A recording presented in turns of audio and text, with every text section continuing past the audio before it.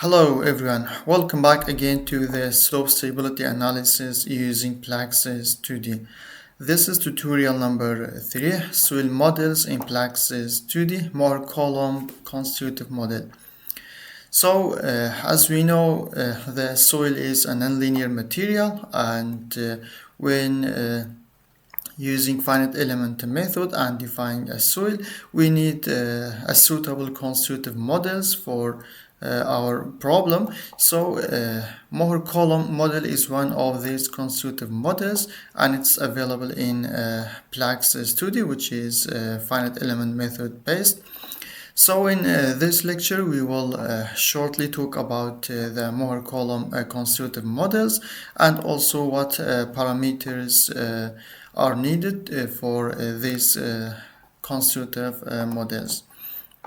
So as we can see in this figure, this is one stress relationship of drain triaxial test results. As we can see, unlike the steel or concrete, the relationship between strain and stress of the soil is nonlinear, and we cannot use, for example, a simple elastic model like a linear elastic model. So that's why we need to advanced soil constitutive models to be used in finite element method.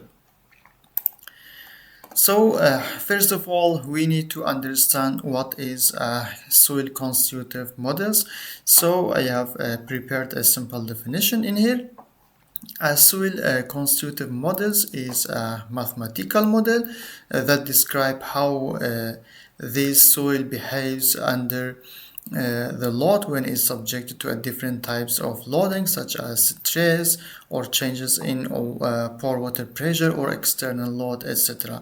So in geotechnical engineering, these models are important because soil is a highly complex and nonlinear material, and the response of the soil cannot be fully captured by simple elastic theories. Also, constitutive models define a stress-strain relationship of a soil, and this helps to predict its deformation, strength, and stability under various conditions. In numerical tools such as PLAXIS 2D, selecting the suitable soil constitutive models is very important to obtain a realistic simulation results, since it directly influences how the soil mass and structure interact throughout the analysis. So why soil models are needed in finite element method? As I mentioned before, soil is a nonlinear inelastic material, and it is highly stress dependent, unlike the steel or concrete. So when the stiffness parameters of the soil changes with the stress level. So a soil model describes how this soil correspond or answer the stress, external loads, and strengths. So that's why without proper soil constitutive models, results will be unrealistic in finite element method. So in this lecture we will talk about the Mohr-Coulomb constitutive model. This is a simple soil model, or a basic soil model, which is a linear elastic and perfectly plastic. So as I mentioned before, the relationship between the stress and the strain is nonlinear, like this one. So in here we have a loading, and in here we have unloaded the soil and reloaded again, and you can see the relationship, how the soil response, or how is the relationship between the stress and strain in drain triaxial test result. So the drain triaxial test is one of the laboratory experimental of soil. The Mohr-Coulomb model simplified this complex model like this one. It divides to two parts. The first part is elastic part, and after the elastic part we have the plastic part. So in elastic part, it means the strain is reversible, but in plastic part the strain is irreversible. So we have this relationship for Mohr-Coulomb model. And the parameters for there are 5 parameters needed for this model, which are the Young's modulus or elasticity modulus of the soil, Poisson ratio. So these 2 parameters are a stiffness parameter. Also we have a cohesion and internal friction angle, and also the unit weight. Also we have another parameter which is called the dilatancy angle.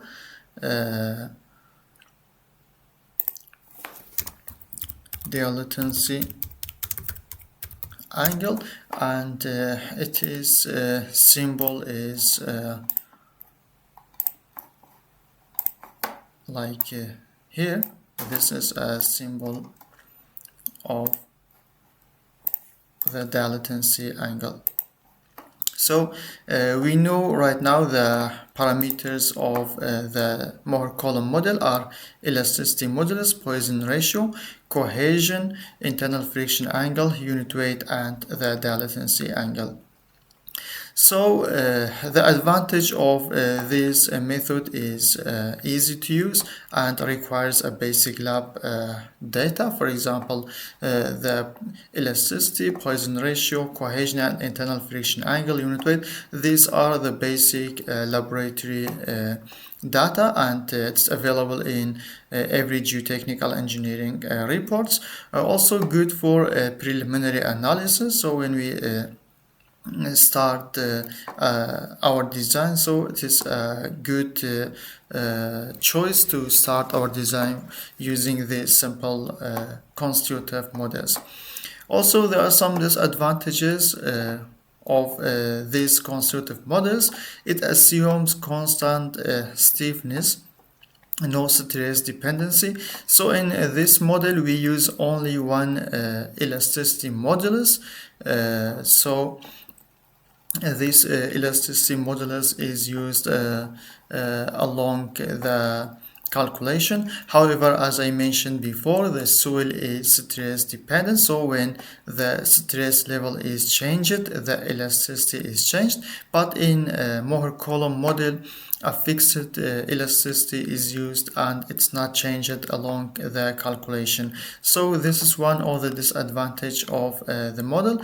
Also, it is unrealistic for large deformation when we have a geotechnical application which has a very large deformation. So this model, the results from this model may be not realistic. Also, no strain hardening or softening like a hardening soil model. So in this model we cannot capture the strain hardening or strain softening in Mohr-Coulomb model. So as a usage, it is a good choice for initial slope design, foundation, or quick checks of the problem. So as I mentioned before, there are 5 to 6 parameters of this model, and we will shortly talk about each parameters in here. So as I mentioned, we have 2 stiffness parameters and 3 strength parameters. Stiffness parameters are Young's modulus and Poisson ratio. Also, instead of using Young's modulus as a stiffness parameter, alternative stiffness parameters can be entered, which are the shear modulus and elasticity or odometer elasticity. So if I open the PLAXIS in here, if I click on show material and define new material, And in here we can give an identification to the material, and in here we choose a Mohr-Coulomb model. And if in here, if I select the drain condition, in here we have unsaturated unit weight of the soil. And in mechanical properties we can see we have the elasticity and Poisson ratio. For example, if I type 10,000 as elasticity and 0.3 as a Poisson ratio, we can see the shear modulus and odometer elasticity is automatically calculated based on these two equations. So if I have these parameters, I can enter these parameters in PLAXIS, and the Poisson ratio and elasticity modulus will be calculated automatically. So the other parameters, we have a cohesion, friction angle, dilatancy angle, and we also have another parameter, tension cutoff and tensile strength. In here, as we can see, we have effective cohesion, internal friction angle, and also we have a dilatancy angle. As we can see in here, tension cutoff. So as we know, the soil cannot withstand tensile stress. That's why in most cases we should check this box and set 0 the tensile strength of the soil. So parameters can either be effective parameter indicated by this sign, or undrained parameters indicated by sub U, depending on the drainage type. So in here in PLAXIS also, when we select a soil model, for example Mohr-Coulomb, in drainage type we have drained condition, undrained A, undrained B, and undrained C, and also non-porous material. For example, these are used for materials like concrete, and we will talk about these drainage types in following lectures. So in case of dynamic application, alternative and or additional parameters may be used to define a stiffness based on wave velocity. So in here we can see in mechanical properties we have a compression wave velocity, also a shear wave velocity, and these are should be available in geotechnical or geological report based on site investigation.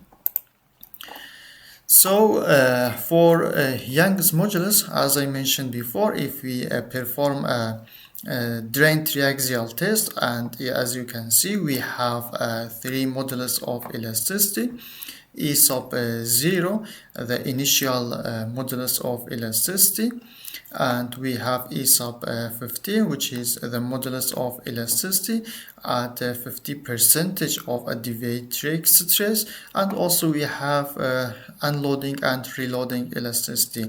So in Mohr-Coulomb mostly we use E sub 50, which is the modulus of elasticity at 50% of deviatoric stress. So for material with a large initial, with a large linear elastic, if we have some soil type which are very stiff, and if the initial elasticity is very large, maybe we use E sub 0, but as I mentioned before, for most soils we use E sub 50 in Mohr-Coulomb models. However, considering unloading problems such as when we have a tunneling or excavation, we can also use the E sub UR, which is unloading and reloading elasticity. However, for tunneling and excavation, it's not recommended to use a Mohr-Coulomb model. Maybe use a more advanced model such as a hardening soil model. So for Poisson ratios, Poisson ratio control how soil deforms sideways when compressed vertically, and typical values for Poisson ratio of a soil ranges between 0.3 to 0.4. And for unloading problems like excavation, etc., may we use a lower Poisson ratio, 0.15 to 0.25. Also, sometimes the Poisson ratio, sorry, this is a Poisson ratio, not void ratio. The Poisson ratio is often chosen to match the lateral earth pressure coefficient, which is K sub 0, which is equal lateral effective stress divided by a vertical effective stress. And in some cases, we should select the Poisson ratio to match this value. Also, for undrained soils type A or B, Poisson ratio is treated as an effective value, and it must be less than 0.35 because soil is more compressible than water. So these are some typical values of elasticity and Poisson ratios. When there is no any soil data in hand, we can use this value of soil elasticity of the soil and Poisson ratio for preliminary analysis. So cohesion or undrained shear strength in PLAXIS study. Cohesion is also a part of soil strength independent of normal stress measured in kilopascal. So in Mohr-Coulomb model, cohesion can mean two things depending on drainage. So if I open this one, for example, if we use a Mohr-Coulomb and it's the drainage type is drained, in here we can see the shear strength is cohesion, internal friction angle, and dilatancy angle. So this is one. And also, for example, if I select the undrained B and I click on mechanical properties, we can see in here the shear strength of a soil is defined as undrained shear strength of soil. So in here we don't have the internal friction angle or dilatancy angle. Cohesion is suitable for drained soils or undrained A. And as we know, the shear strength of the soil equal effective cohesion plus effective stress times tan internal friction angle of the soil. So strength changes automatically with consolidation. When we have a consolidation analysis, this soil strength changes automatically.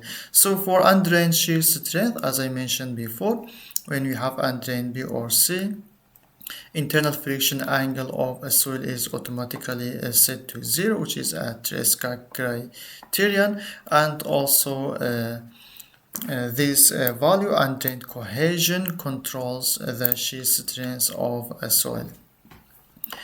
So there's also a practical note because, for example, when we have a soil layer, maybe the shear strength properties or cohesion internal friction angle changes with the depth of the soil. So in PLAXIS we have this option C sub ink. It means, for example, if I select drain and in here we have this value, so we can give to the PLAXIS the percentage of increase of cohesion per depth, and we also can use a Y reference. It means at which depth the value of cohesion is increased, and in here we can input the increasing value.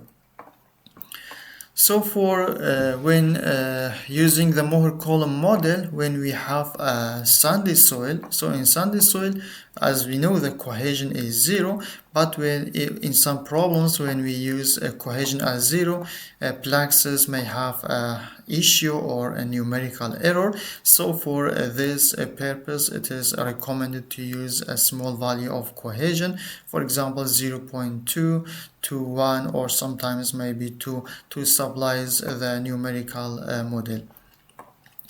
So we should avoid unrealistically high cohesion, because a high value of cohesion may create a tensile strength. That's why PLAXIS use tension cutoff to fix this problem, as I mentioned before in the PLAXIS.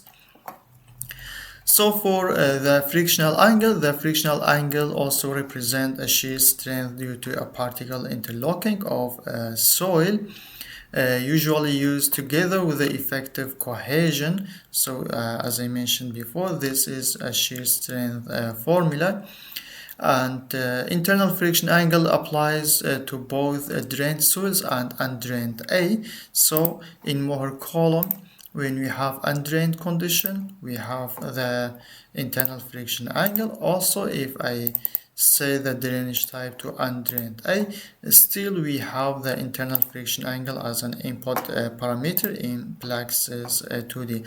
But when we have undrained B or C, the phi is automatically set to 0 and the shear strength of a soil derived by undrained cohesion. So typical values for internal friction angle for clay or shale is between 20 to 30. For lower for soft or plastic clays, or when we have a sand or gravel, it may range between 30 to 40, higher for dense soils. So we have to be careful for soils which has a higher internal friction angle, say greater than 40.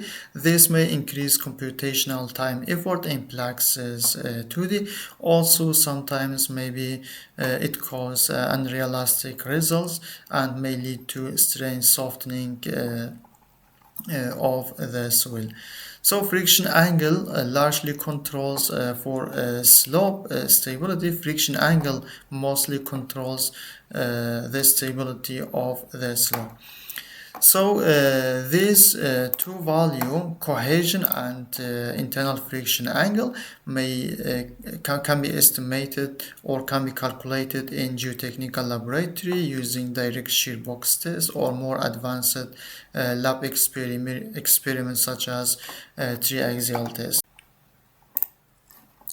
So for dilatancy angle in PLAXIS 2D, dilatancy angle, it means how much the soil tend to expand, dilate or contract when subjected to shear force. For clay, the dilatancy angle is approximately equal to 0. It means the clay, they don't dilate very much. For sands, depends on density and internal friction angle of the soil. So there's an approximate rule to estimate the dilatancy angle, which is equal internal friction angle minus 30 in degree. And if internal friction angle less than 30, usually we set the dilatancy angle equal to 0. So for a very loose sandy soil, may even the dilatancy angle is negative, so it means it's contractive, but mostly when the internal friction angle is less than 30, it's recommended to use 0. So in here there are some important notes. For example, in reality, the soil stops dilating at critical state. So when a soil reaches a critical state, the dilating is stopped. And Mohr-Coulomb model cannot simulate this cutoff after critical state. So that's why we should be careful when using the high values of dilatancy angle. Also in undrained condition, when we have undrained condition like B or C, a positive when we have undrained condition a positive value for dilatancy angle can create a tensile pore pressure, so this may unrealistically increase the strength. So that's why we have to be careful when using the dilatancy angle in undrained condition in case A. But for undrained B or C, PLAXIS automatically sets the dilatancy angle to 0 and internal friction angle to 0, and undrained cohesion controls the shear strength properties of the soil. So this was a short explanation of the Mohr-Coulomb model, and for more details and deep understanding of this model, I suggest to read the material manual by PLAXIS. So you open the PLAXIS software, and in here you click on Help, Manuals, and in here we have material model manuals, and in here the third model we have linear elastic perfectly plastic Mohr-Coulomb model. So you can see everything about the Mohr-Coulomb model in this material. So I recommend you to study this material models manual of PLAXIS 2D. So thank you for watching. See you in the next tutorial.